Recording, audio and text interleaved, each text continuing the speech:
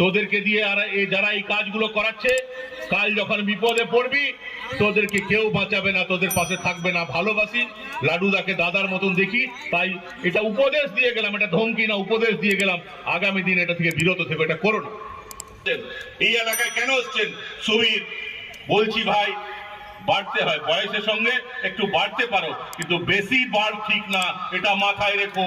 যেদিন মাথা খারাপ হবে না, ঘর থেকে বেরোনো বন্ধ করে দেবো, ঘর থেকে বেরোতে পারবে না, কোনো দাদা কোনো দাদু তোমাকে বাঁচাতে পারবে না, পরিষ্কার করে বলে দিয়ে গেল। এই অঞ্চলে খুব কটু কথা বলতে চাই না, খারাপ কথা বলতে চাই না। ডামালিয়া হাড়াভাঙা সবাই এসেছিল, বলছিল দাদা একবার ডামালিয়া হাড়াভাঙা যেতে হবে, তুমি গেলে একটু যারা বেশি বাড়াবাড়ি করছে তাদেরকে ঠান্ডা করা যাবে। বলবে ডামালিয়া হাড়াভাঙা থেকে যারা এসছে তাদেরকে বলে যায়, যখন প্রয়োজন হবে ডাকবে ভাই। গণতন্ত্র যদি রক্ষা না করতে পারে একদম যাব, চিন্তার কোনো কারণ নেই। ডামালিয়া হাড়াভাঙা আমরা চাই সবাই গণতন্ত্রে মেনে কাজ করুক, আমরা চাই সবাই গণতন্ত্র মেনে কাজ করুক, গণতান্ত্রিক ব্যবস্থায় বিশ্বাস করুক। মানুষ কাউকে যাকে গ্রহণ করবে সে নির্বাচিত হবে, মানুষ যাকে বর্জন করবে সে পরাজিত হবে, সে যেই হোক না কেন।